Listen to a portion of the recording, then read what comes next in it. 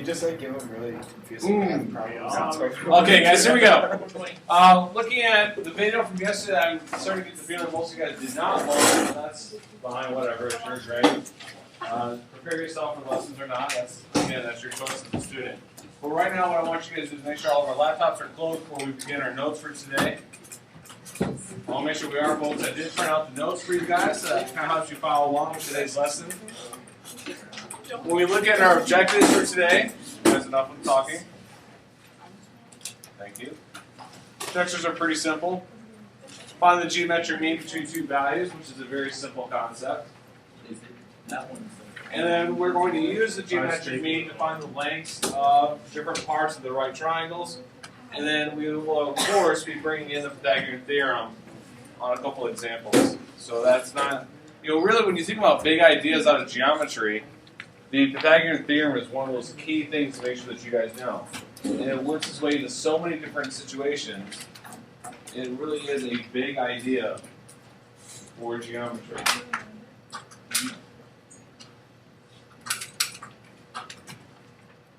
So let's go ahead and move into what we talk about by geometric mean. And when we say the geometric mean of A and B, the geometric mean between A and B can be found by the square root of A times B. That's a formula that you need to write down. Why doesn't the click button work? Square root of A times B.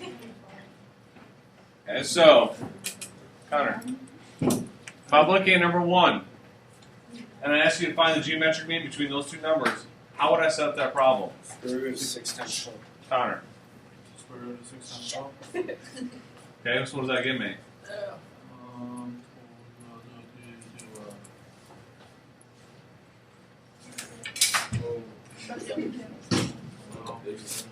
Okay. Now, guys, is that simplified? No. Is there a perfect square that divides evenly into 72? No. Let's go over our perfect squares. 4, 9. Does 9 go into 72? No. Yeah. How many times? 8. 8? Okay, let's see if there's one bigger. After 9, there's 16. I don't think 16 is going to go. What about 25? No. 25 going to 72? What about 36? Yes, it goes in Twice. Twice. So we can represent 72 then as the square root of 36. As the square root of 2. Square root of 36 is 6. 6 radical 2. 6 radical 2. So we got that wrong. All right, let's say look at number 2. Bryce, how do I set that up? Square root of 9 times Ooh, crap. Square root of 9 times 81. Now, I don't blame you guys if you don't want to multiply that out. Looks like Shay has an idea. 729. Yeah, we made it all way too hard though. 81. What do you Just do notice 9 about? times 1. What about 9 and 81? What do you notice about those two? They're even. They're perfect squares anyway, correct? So it'd be 3 times 9. So it's the square root of 9 times the square root of 81. 3 times 9, which is 27. 27. Guys, as high school sophomores and juniors, you need to start developing number sets. Not everything is just go to the calculator and see what it tells me. You have to start developing the sense of what numbers are and how they relate to one another. Is that the answer? No. Okay, well, that's not a good sign. Oh, good. All right. So now, ultimately, what we're looking at are the next 2 slides for big ideas. What's the big idea? So our big idea for this slide is that the altitude, the measure of the altitudes, the length of our altitude, in our diagram, what is the altitude of that triangle? What do we call that? Hypotenuse. I mean, no, the height. No. What's the name of the altitude? Look at your diagram. AB. No. BA. Oh, Ivan? What'd you say? BD, ladies. So our altitude is BD. Now, guys, look at this. The measure of the altitude, which we said is BD, is meaning what? equals Okay, geometric mean, which tells you to do what? Two sides. Take the square root of a product. Now, what are we multiplying? 99. A and B. The two segments of the hypotenuse. Okay, now which leg, or I guess which side of the triangle is your hypotenuse? AC. AC. What are the two parts of AC? DC. AD and DC. And that's how you would find the length of the altitude. Okay? So guys, it's one of those big ideas for today. This is one of the formulas you need to know. This is why I was on the video quiz. That's what we talked about on the video. The length of BD is the square root of AD times CD. Okay, so the altitude is basically the square root of the two parts of the hypotenuse. The other thing that we need to know is how to find one of the legs.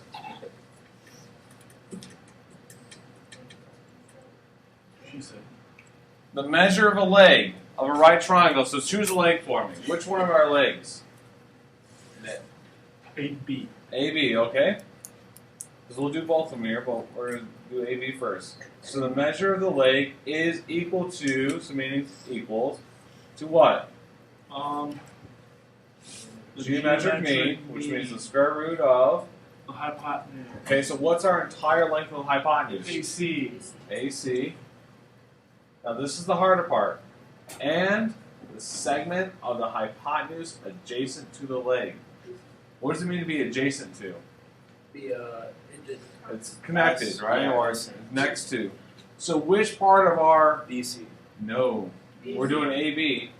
Which part of our hypotenuse? Again, the hypotenuse is AC. Which part is adjacent to AB? AD. So it's AC times AD. Now, on the other side of that, if I take BC as my other leg, BC this time is the geometric mean of the whole hypotenuse, which is AC. AC. But now, which part's adjacent to BC? AB. Think before you speak. Oh, DB. How about DC?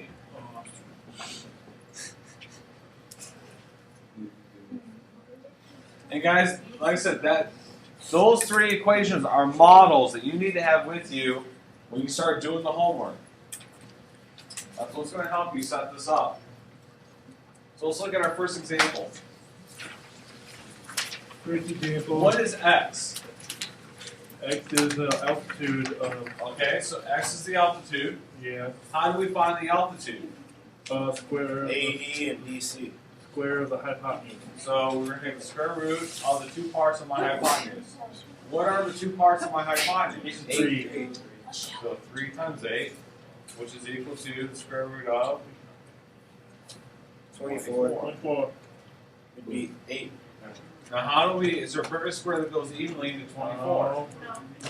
Keep thinking, guys. 2 and Perfect 12. square. 2 and 12. 4 and 4 is 4 a perfect square? Yes.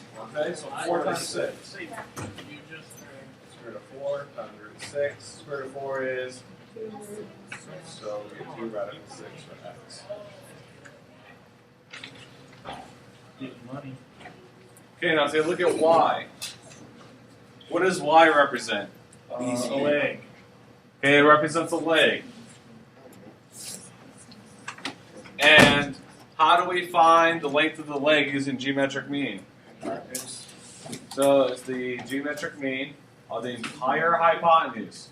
So what's the length of my entire hypotenuse? 11. And then what's the side of the hypotenuse adjacent to the leg? And we're looking at y. Which part? Is it 8 or 3 is attached to y? 3. 3. So what's 11 times 3? 33. Is there a perfect square that divides evenly into 33? No. 3 and 11. No. Neither one of those are perfect squares. So therefore, that is simplified. As far as you can go. Do you have any questions? Anything that's moving around on how to set that up?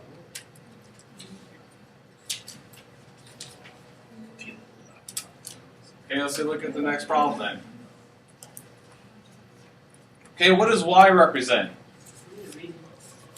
The altitude, Altitude. How do you find the altitude? the hypotenuse, which is 9x. No. 9 minus x. The two parts. This part's 9. So I agree with you on that. 9, and we don't know. But if the whole thing is x, what's this side? Half, It'd be 18. half of 9. It's nine the whole x. minus the part. Would be It's nine. x minus 9. Oh, is that what I said? No. Okay, well, what's the problem with that? You got a variable. Yeah, we got two You unknowns. gotta find x. We gotta find x first. Okay, well, tell me what else we know. The 90-degree angle. Okay, what else do we know? That's bisect. Bisect the triangle. No? That both the triangles are right here. Yes. Oh, Corbin? Wait, just curious, could you use the right angle, like you said? Does the right angle be equivalent to 6? Uh-huh. And then the right angle has to be equivalent to 9 plus. Yes, if we look at the leg, remember the leg tells us that 6 is the geometric mean of the entire hypotenuse, which in this case is y. x. Oh. And then which part of our hypotenuse is adjacent to the 6? X. So, X squared. So now, guys, before I can start solving for x, what do I have to get rid of? the x. No, come on, think for a little bit. The radical thing. How do you get rid of the radical? You Square. square. Square both sides. So therefore, 36. 36 is equal to x squared minus 9x. Okay, but can I solve this now in this current format? Yes. Yeah. Wait. Yeah, they set it equal to 0. Guys said equal to 0, so 0 equals x squared minus 9x. Plus 30, minus 36. Okay. Now, what do you multiply to get negative 36? Add to get negative 9. 36. No. Nope. So it would be 3 and 12, but the 3 would be negative. No, the 12 would be negative. No. Then You guys need to X minus 12 times x plus 3. Okay, so what does that tell me about my values of x? It's positive 12 and negative 3. Do we have negative 3? No. So it's 12. Yeah, negative 3 is not going to work, so therefore x is 12. 12. Now that we know what x is, we can now solve for y. Yes. So 12 minus 9. Yep. So 9 times 3. 9 is already a perfect square. So square root of 9 times root of 3. And y is, Wait, a question. yes.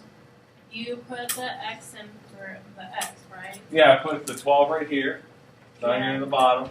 Went in for this 12 right here. 12 minus 9 is 3. Okay. how did you get? Look at how we did the 6 and 7. Okay. Rachel, that comes back to this slide. The leg down here, which is BC, is the geometric mean, so the square root of the entire hypotenuse, which is AC, times the adjacent part, so CD. Okay? So when we look in our problem, we see that the 6 is a leg. So the leg is the geometric mean, so the square root of the entire hypotenuse, which is x, and then the portion adjacent to the 6, which is the x minus 9. So that goes in there. Okay? Do you know how we got the x minus 9? Okay. We know that this portion over here on the right is 9. If the whole thing is x, then what is this portion? So another way of thinking about that is, let's say the whole thing was 12. If that's 9, then what's this length? It'd be 3. Well, how'd you get that? 12 minus 9. So if I don't know what my whole length is, you represent it as that variable minus that portion. Okay?